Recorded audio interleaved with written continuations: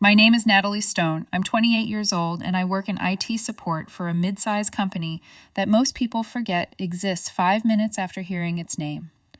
My life isn't dramatic on paper. 1-bedroom apartment in a busy part of town, gym 3 times a week, groceries every Sunday. I like systems, routines, things that make sense. And then there was Ethan. Ethan was 26, social, confident, the kind of man who could walk into a room and immediately belong there. We had been together a little over 2 years, not living together, but close enough that he had a drawer in my bedroom and a toothbrush by my sink. He stayed over most weekends, sometimes longer. From the outside, it looked balanced. From the inside, there were small things, comments, tone, the way he would laugh when I said no, like I had just made a joke instead of setting a boundary. And then there was Lena, his ex-girlfriend. They dated in college. According to him, it ended years ago, and everything was totally fine now.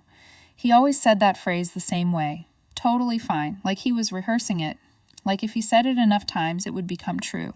But Lena never really disappeared. She existed in fragments. Lena loves this place. Lena used to make playlists like this. Lena's going through a rough time. Just enough to stay present. Never enough to be confronted directly. Last Monday, he brought her up again. Casually. Like it didn't matter. And she's having a birthday thing this Friday, he said, scrolling through his phone like it was just another notification. Not a big party, just drinks. Small group. You should come say hi. The way he said it, like the decision had already been made something in my chest tighten. I didn't react immediately. I've learned not to. Instead, I asked, who else is going? He listed a couple of his friends, 2 guys I didn't know. Then, almost as an afterthought, and Lena, obviously. Obviously. Like I was the strange one for needing clarification. I'm not comfortable with that, I said. Calm, steady, once. I didn't accuse him of anything. I didn't raise my voice. I just stated it. I wasn't asking him to erase his past. I wasn't demanding anything extreme. But I also wasn't going to pretend his ex was just another casual acquaintance. He rolled his eyes. Actually rolled them. Wow, he said, letting out this short, dismissive laugh. You're being kind of controlling. That word again. Controlling. It's always interesting how boundaries get translated depending on who benefits from ignoring them. I'm not controlling, I replied. I'm telling you what I'm comfortable with. And I'm telling you it's just a birthday, he shot back. Normal adults can be friends with their exes. Normal adults also respect their partner's boundaries, I said quietly. That's when I felt it shift. Not loudly, not dramatically. Just something subtle in the air tightening. He wasn't listening. He was trying to win. Friday morning, he came over early. Coffee in hand, same irritation still sitting just beneath the surface. My apartment smelled like roasted beans and tension. My PC sat on my desk in the living room, custom built, $7,000 in parts and time and patience. It wasn't just a machine. It was something I had built piece by piece over months.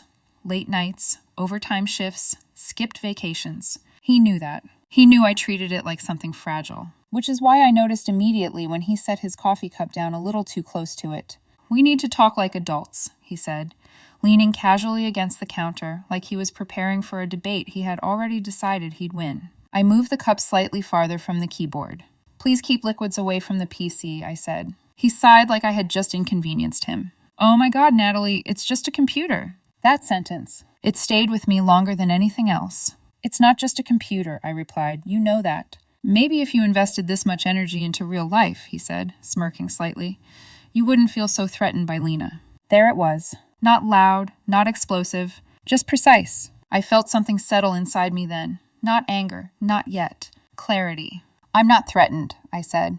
I just don't want to date someone who needs to celebrate their ex. He laughed again.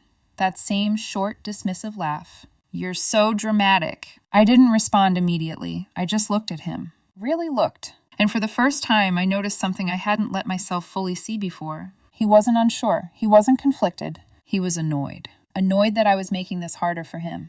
If you feel like you have to go, I said finally, that's your choice. But it will change how I see this relationship. That landed. I saw it in the way his expression flickered for just a second. Fine, he said. Maybe I will go anyway. And that's when everything shifted. Not into chaos, into something quieter, more deliberate. He picked up the coffee again. Not quickly, not carelessly. Slowly. His eyes stayed on mine the entire time. You care more about this thing than you do about me, he said. There was something calculated in his tone, like he was testing a theory. I care about both, I answered. but one of them isn't actively trying to disrespect me. For a second, everything went still. Then he tilted the cup. Not enough to spill everywhere. Not enough to look like an accident. Just enough for the coffee to pour directly into the top vent of the case. I heard it before I fully processed it. That faint, sickening sound. Liquid meeting circuitry. I lunged forward, grabbing the tower, yanking the power cable from the wall. Steam rose from the top panel. There was a soft, electrical pop that made my stomach drop instantly. He stepped back. "Oh my God," he said quickly. "I didn't mean to." But he had been holding it steady. There was no slip, no stumble, no surprise in his eyes. Just calculation. I didn't yell. I didn't raise my voice. "We'll leave," I said. Flat, final. He blinked, like that wasn't the reaction he expected. "Nat, come on, you're overreacting. It's just a—" "You leave now." Something in my tone must have reached him, because he grabbed his bag without another argument. As he walked out, he muttered, "You're seriously choosing a computer over me." The door closed behind him, and the apartment fell silent. I stood there for a moment staring at the case, coffee dripping slowly down onto my desk, into something I had built piece by piece, something that had never once disrespected me. And that's when the realization settled in. This wasn't an accident. This was retaliation. And I don't stay with people who retaliate. I stood there for maybe 30 seconds after the door shut, listening to the silence he left behind. It felt different from ordinary silence.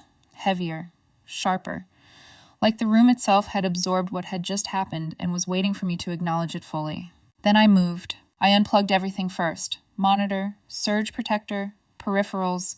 My hands were steady, which surprised me. I wasn't in shock exactly. It was more like something inside me had gone cold and precise. I knelt on the floor, lifted the case carefully, and laid it on an old towel I grabbed from the bathroom.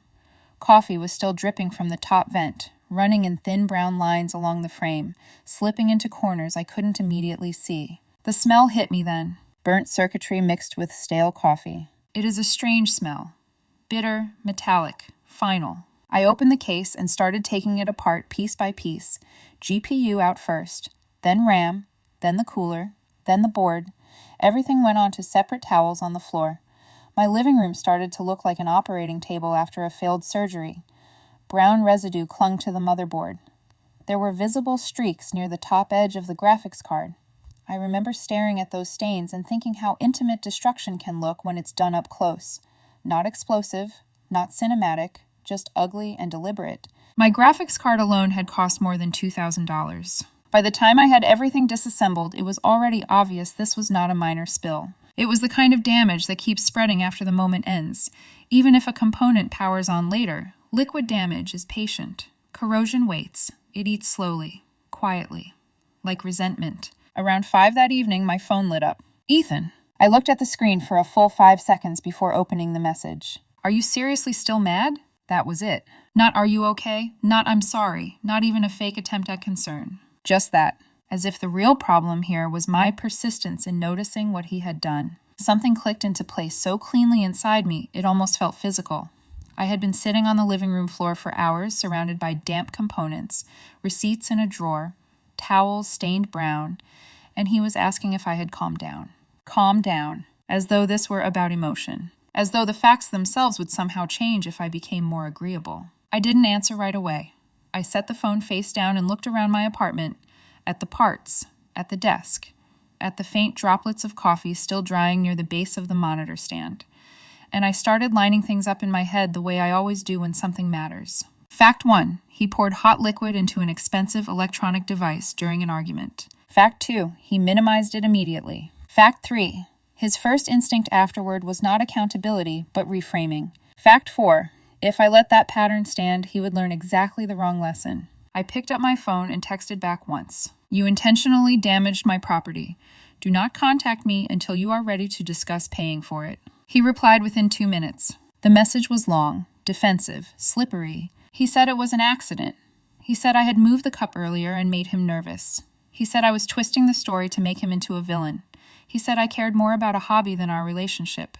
He said I was being cold. He said he had been emotional, and I should understand that, because couples fight.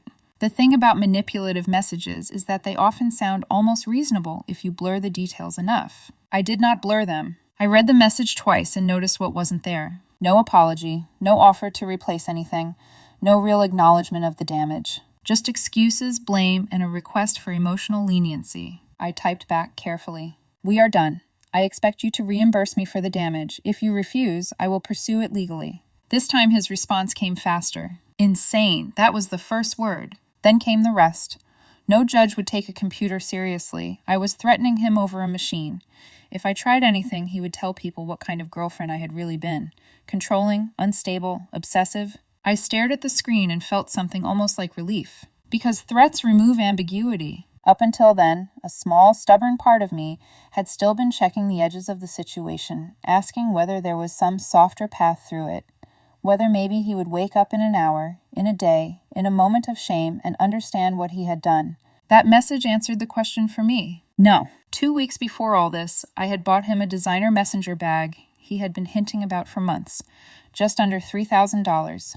Dark leather, minimalist hardware, the kind of bag meant to say something about the man carrying it.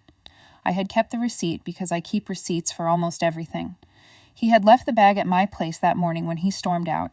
I looked at it sitting near the chair in the corner of my bedroom and felt nothing sentimental at all. No memory, no sweetness, no attachment, just math. He had destroyed something of mine, refused accountability, and was now threatening to smear me if I asked to be made whole. I was not going to let nearly $3,000 sit in my apartment untouched while he played innocent. So that night, I boxed it up. Not in anger, in order. The next morning, I called the retailer first to ask about their return policy. They would not take it back because it had already been used and the tags were off. Fine, I had expected that.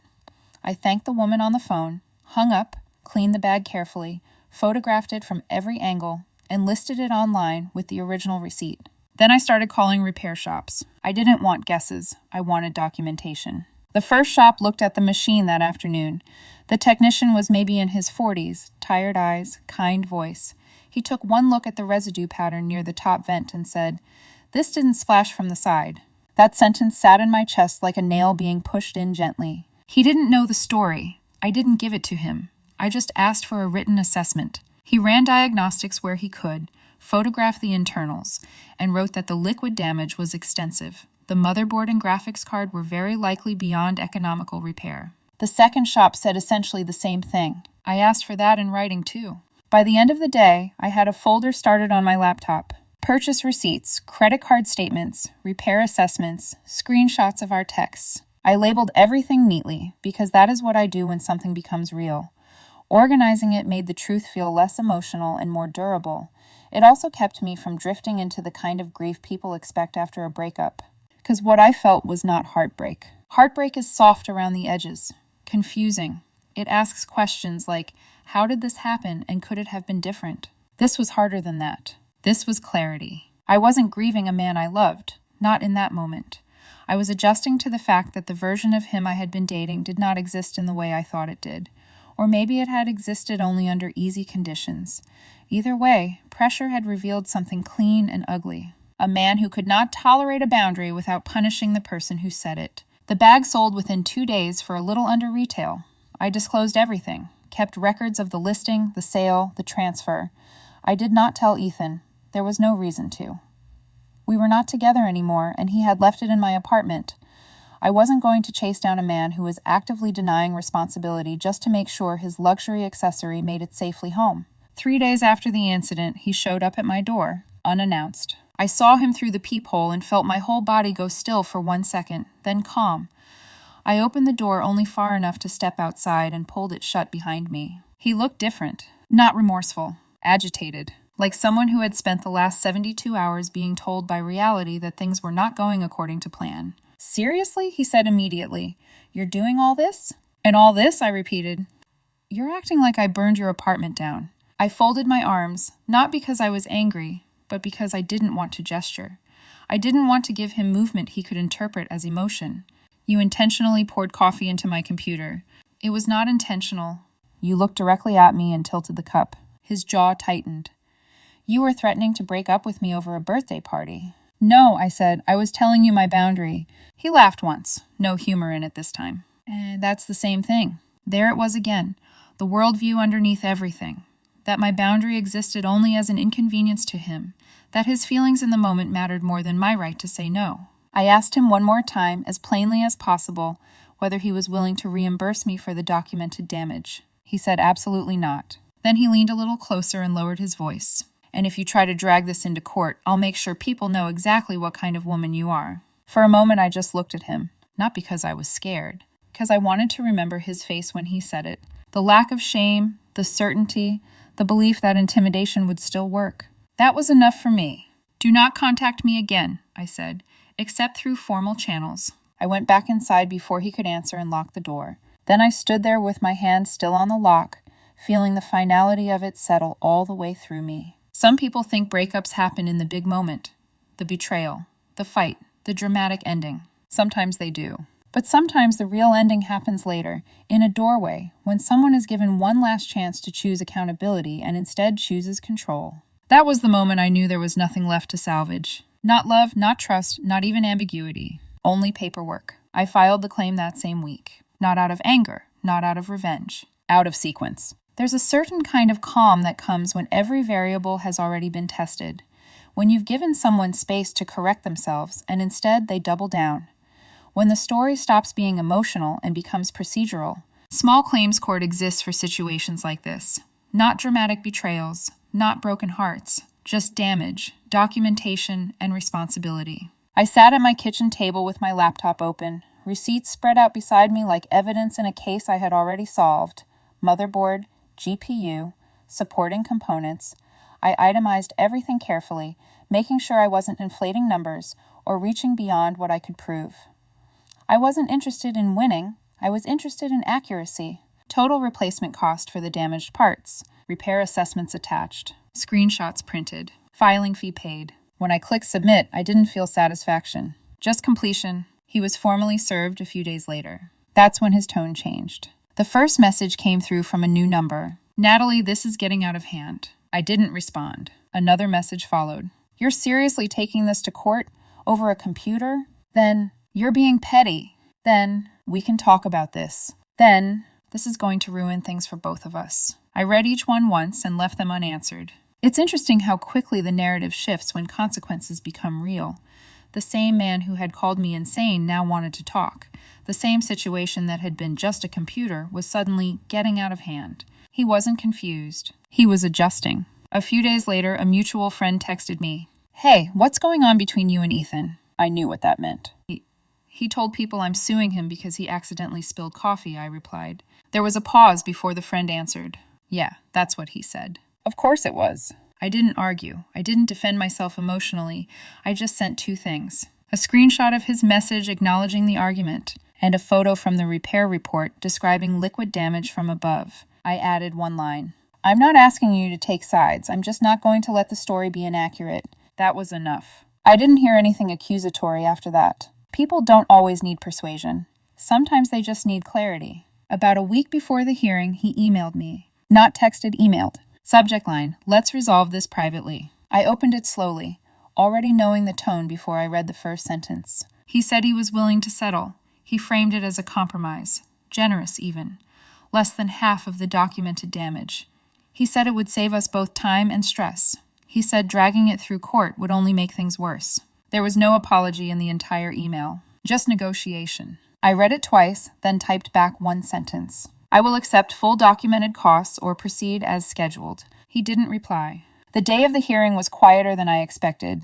No dramatic tension, no raised voices in the hallway, just a room filled with people holding folders, each one carrying their own version of something that had gone wrong. When our case was called, I walked up calmly, documents in hand. Ethan stood across from me. He looked smaller. Not physically, just less certain. For a brief moment, our eyes met.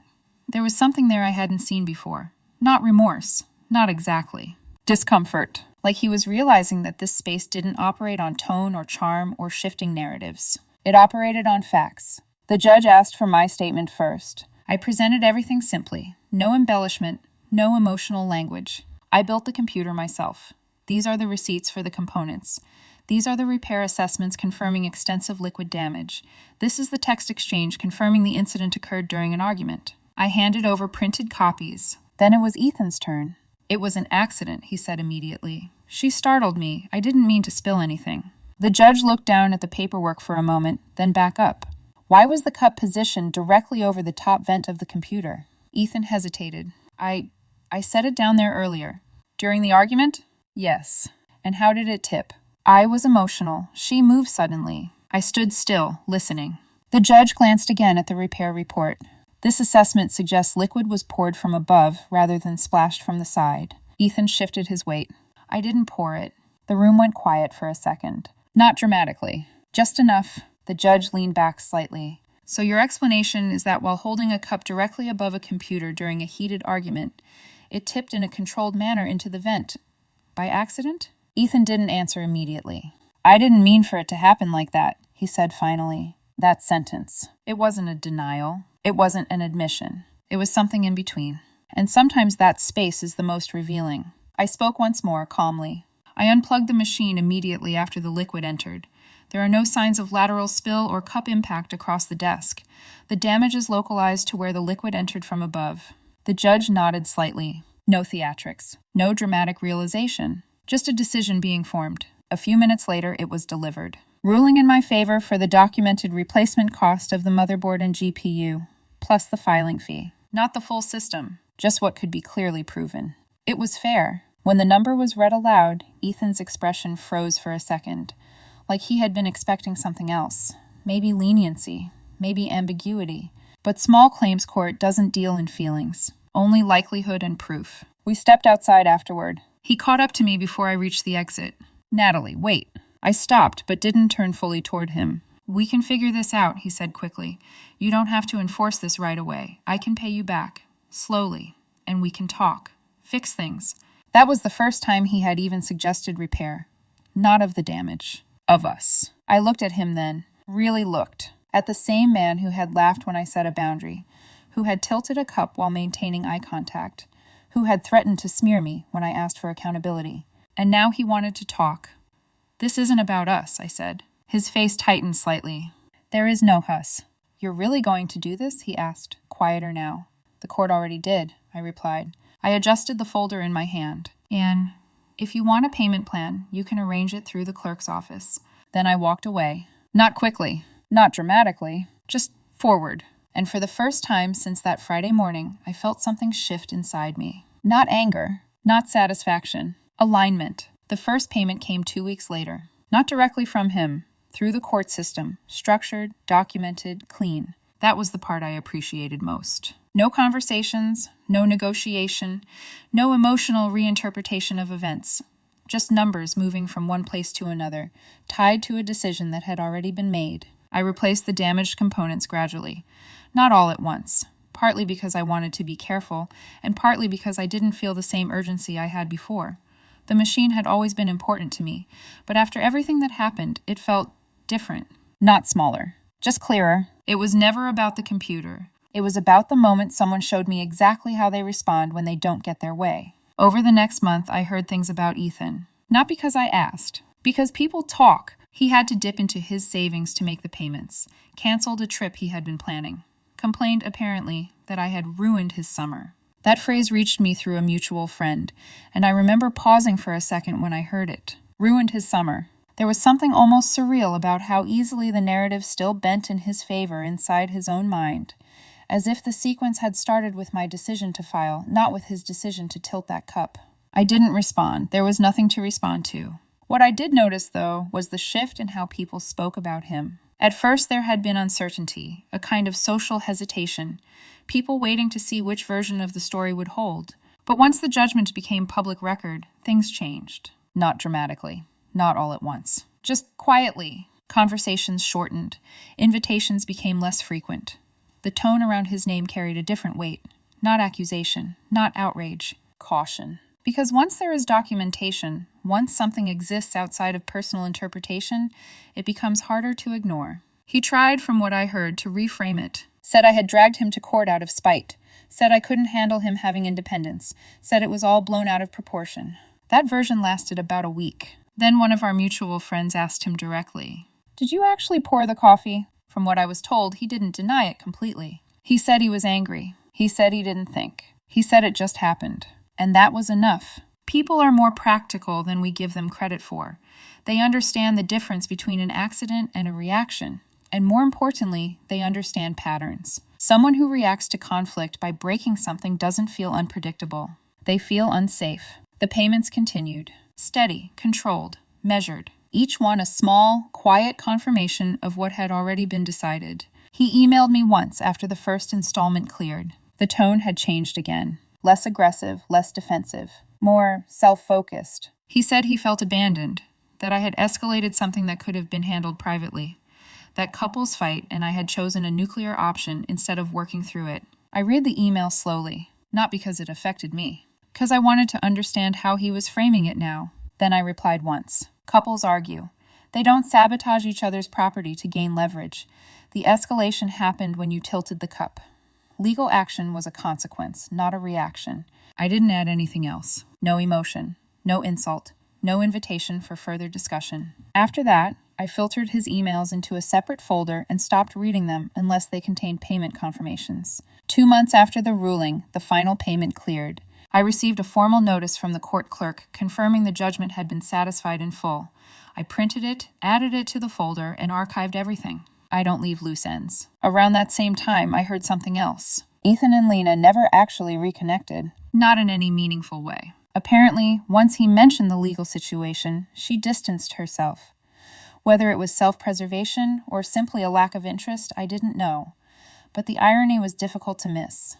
The birthday party he had fought so hard to attend had never really mattered. Not in the way he thought it did. What mattered was the choice he made in my living room, and the consequences that followed. I finished rebuilding my PC a few weeks later. Carefully, methodically, double-checking every connection, every component.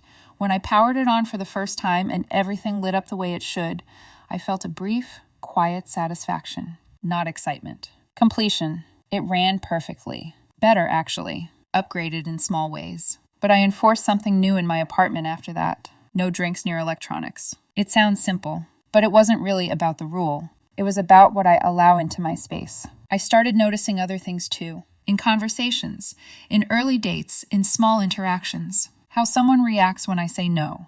That became the test. Not how they act when everything is easy, but how they respond to a boundary. I dated casually after that. Nothing serious yet, but I paid attention. Really paid attention. Dismissive laughter, subtle belittling, the need to win instead of understand.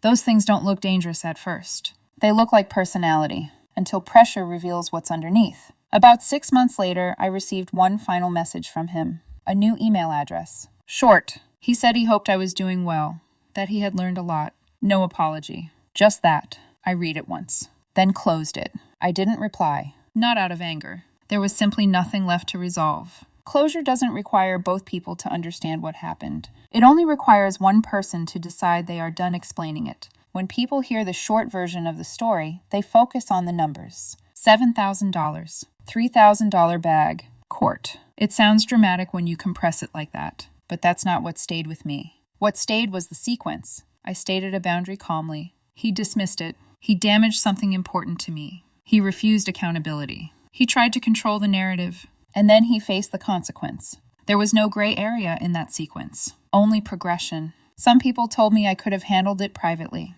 asked his family to step in, worked out an informal repayment.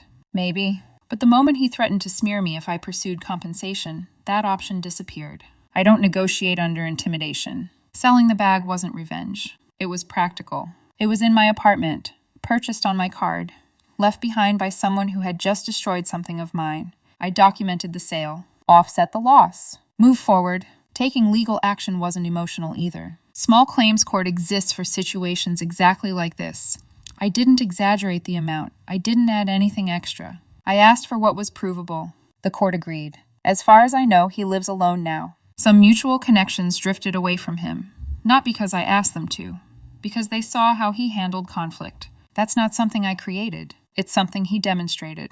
People sometimes ask me if I feel bad that he ended up alone. I don't. I feel aligned with what I tolerate, aligned with how I respond when those lines are crossed. My life looks mostly the same on paper. Same job, same apartment, same routines. But internally, something is sharper, cleaner. I don't ignore small signs anymore, because small signs are rarely small. They're previews. And when I think back to that moment, the coffee dripping through the top of my PC while he held my gaze, I don't feel anger. I feel clarity. Because some lines once crossed don't lead to discussion. They lead to decisions.